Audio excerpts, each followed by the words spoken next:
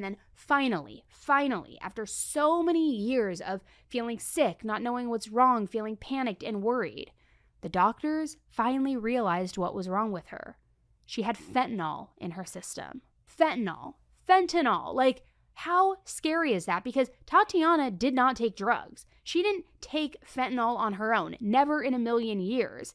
And Aurora and her best friend Lisa knew that as well. They knew that Tatiana would never do that. So the moment that the doctors said that she was on fentanyl, all three of the women were like, okay, well, how did she get it? How did it get in her system? Could she have been exposed by accident? What is going on here? It was all a huge mystery. However, the doctors, they didn't think that Tatiana had ingested this fentanyl by accident. And while they didn't come right out and say that it was possible that somebody might have been poisoning her, they did sort of hint at that as a possibility. They said that once she got out of treatment, once she got better, they suggested that she mix things up a little bit. Not stay at home as much, not be around the usual people in her life, kind of change up your routine.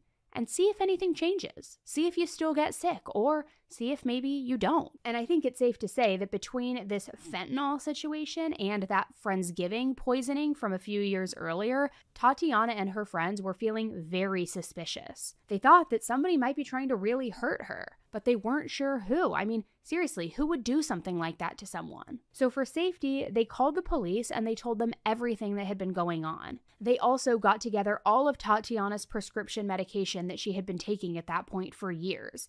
They said to the police, hey, can you do some testing on this? Maybe it's something in her prescriptions. Maybe the drugs are drugged. And sure enough, those prescription medications that she was on tested positive for fentanyl. So whoever had been doing this to Tatiana, it was somebody who had access to her medication. Somebody who could come into her home where she was feeling safe, get into the medicine cabinet or wherever she kept all of her things and poison her. Now, before she had left Johns Hopkins, the doctors there asked Tatiana if she knew anybody who might want to do something like this to her. Did she have any enemies? Did she have anybody who might benefit if she died? And right away, Tatiana told them no, she couldn't think of a single person who would want to hurt her. But for some reason, the question that they had asked, it stuck in her head. It made her feel a little bit paranoid. So now every interaction that she had with anyone, a friend, a coworker, a colleague, anybody, every conversation, she would ask herself, did this person poison me? Do they want me dead? And then one day, a very weird thought occurred to her. What if it was her husband? What if it was Sergio?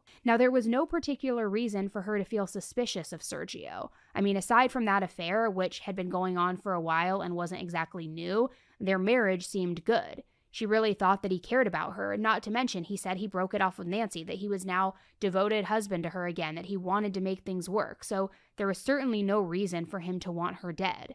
Except once that thought popped into her head, she just could not shake it. The more time that went on, the more and more Tatiana became convinced that Sergio might have been slipping her fentanyl after all. But she couldn't prove it. She had no evidence. But by now, she was not trusting Sergio at all. So she ended up moving out of the house that she shared with him. Just like the doctors had recommended, change up the routine, stay somewhere else. And then shortly after that, she filed for divorce. Now, as Tatiana and Sergio were working out the terms of this divorce, he ended up making her an offer. He said he would give her $20 million, and then, only then, they could consider their marriage over. Which, let me just say, that is not a bad offer by any means. Except Tatiana knew that she stood to make a lot more money. Different sources quote Sergio's net worth as being somewhere between $153 million to $360 million. So, not that 20 million is anything to like bat an eye at and be like, no, thank you. But she also knew that she was entitled to more than likely probably like 5 times that amount at minimum. And keep in mind, Tatiana had spent their entire marriage of 30 years as a homemaker. She was taking care of the house, taking care of the family, taking care of the kids, the husband, everything. So according to her, if not for her help and support, Sergio never would have been able to even build that empire. So in her mind, she was entitled to half of his money, especially because she technically owned half of all of the businesses. She didn't work for them or have anything to do with their day-to-day running, but they were hers. And she wanted to make sure that she was getting everything that she thought that she deserved in their divorce.